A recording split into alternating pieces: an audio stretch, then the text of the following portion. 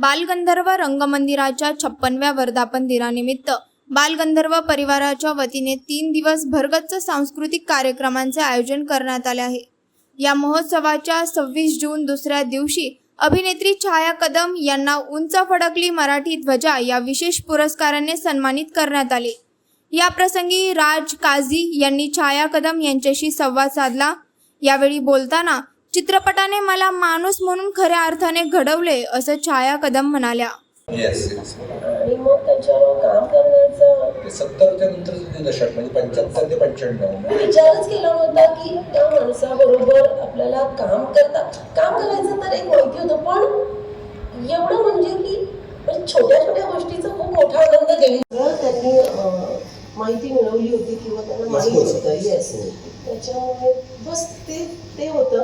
आणि त्या सीनमध्ये ना ते बसले होते शेजारी ना, आणि ते भाषणामध्ये काहीतरी असं ते होतात आणि ना जस्ट थोडे इमोशनल होतात असा एक काहीतरी शॉट होता, पण ना ते एक वेगळंच आहे, भारावून टाकणारं व्यक्तिमत्व आहे। मी त्यांच्या बाजूला बसले होते ना आणि मी फक्त अशी बघत राहिले आणि सीन झाल्यानंतर मला असं झालं की मी नागराजला म्हटलं, अरे यार ते इमोशनल होतात ना, तर मला ना त्यांच्या खांद्यावर असा हात ठेवायचा होता। मग नागराज मला पण ठेवायचा की तोपर्यंत मला ना असं ते होत होतं की यार हे ते माझा तो पहिला दिवस होता शूटिंगचा। पण मग त्याच्यानंतर मग 1-2 किस्से असे घडले की जसं तो बैलगाडीचा किस्सा मी सांगते की आमचं बोलणंच व्हायचं नाही। आणि मी शूटिंगच्या आधी ना खूप ठरवून गेले होते, म्हणजे अमितजी आहे ना मग त्यांच्यावर अशा गप्पा मारायच्या तसं। मी तर पहिल्यांदा त्यांच्या बंगल्यावर जायचं ठरलं होतं रीडिंगसाठी, तर मी खरेदी केली होती, अरे नवीन कपडे बिपडे घेतले होते की अमितजींच्या बंगल्यावर जायचंय। त्याचा पण किस्सा वेगळाच आहे की आता उद्या जायचंय असं नागराजने सांगितलं आणि मी वेस्ट साईड मधून मस्त कुर्ता बिर्ता घेतला होता आणि सगळं तयार होऊन मी गाडी काढली आणि निघाले अशी मस्त बंगल्यावर जायचंय। मी मिलन सबवेला जवळपास पोहोचले आणि नागराजचा फोन आला, विक्रांतचा फोन आला। त्यांनी सांगितलं अगं छाया कुठे पोहोचली आहे? मी म्हटलं बस मी आता 10 मिनिटात पोहोचते। त्यांनी सांगितलं अगं नाही, जरा प्रॉब्लेम झालाय की आजचं कॅन्सल होतंय। असं झालं, अरे यार की जरा त्यांना काहीतरी काम निघालं। म्हणजे ठीक आहे, मी युटर्न मारून घरी फोन आला की अरे नाही आजचं कॅन्सल होतं। आणि मी जी भडकले ना त्या विक्रांत डायरेक्ट नागराजच्या हातातच फोन दिला। मग नागराज बोलला अरे ते जरा प्रॉब्लेम होतोय, पण एक काम करूया आपण भेटूया असं। ते पहिल्या भेटीपासून ना असं जरा विचित्र घडत गेलं।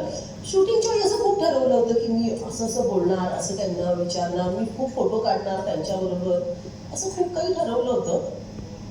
पण जेव्हा तिकडे गेले तर त्यांच्यावर बोलायला काय असं बघणं पण व्हायचं नाही, ते आय कॉन्टॅक्टच करायचे नाही। मी बोलायचं नागराजला, यार त्यांना माहिती आहे ना मी त्यांच्या बायकोचा रोल करते किंवा त्यांना माहिती आहे ना की लव्ह मॅरेज झालंय म्हणजे त्या दोघांचं। कदाचित म्हणूनच की ही माझी बायको आहे, शक्यतो टाळत असतो। मला असं व्हायचं अरे हे काय आहे, म्हणजे मी तर किती गोष्टी सांगून आले लोकांना आणि असं, तर ते काही होईना बोलणं। मग एकदा काय झालं, एक दिवस म्हटलं गेल्यावर विचारायचे ना की आज काय सीन होणार आहे।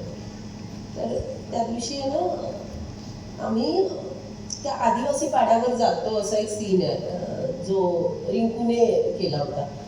तर त्यांनी सांगितलं आज काही नाही, आज ना तुमचा असा प्रवास आहे असा बैलगाडीतून एक माहिती होतं, पण एवढं म्हणजे की छोट्या छोट्या गोष्टीचा खूप मोठा आनंद देऊन जातात काही गोष्टी। म्हणजे पहिल्यांदा जेव्हा अमितजींबरोबर बसमध्ये मी बाजूबाजूला बसणार होते ना, मला कळलं होतं की बसमध्ये त्यांच्या बाजूच्या सीटवर बसायचं। मी बापरे इतकी खुश होते सकाळपासून की काय म्हणजे।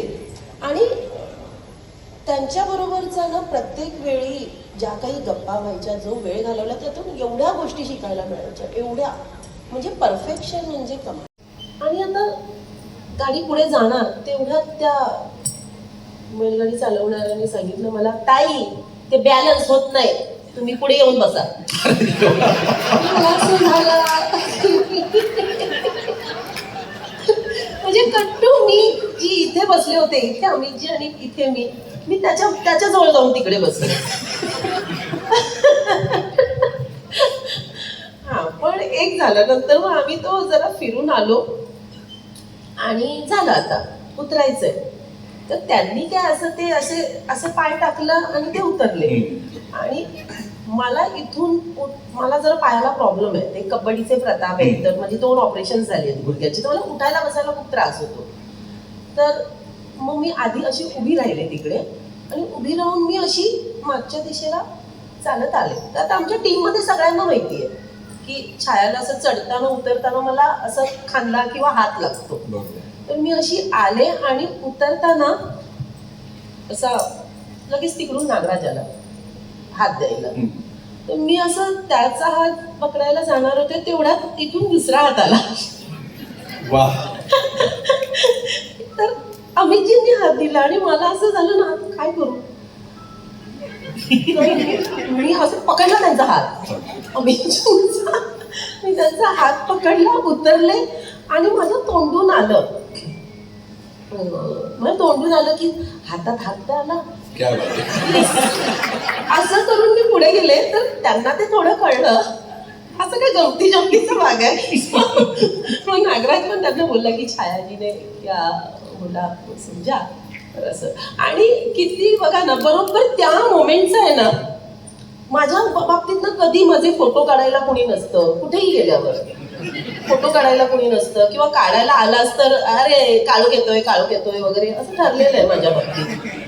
पण त्या मोमेंटचा बरोबर फोटो आहे की अमितजींचा असा हात आहे आणि मी आमच्या दोघांचा हातात हात असलेला फोटो आहे. आणि अशा माणसावर ना गप्पा मारायला मिळणं पण जरा लांबतच गेलं, पण असं खूप दिवसांनी सांगण्याचं असं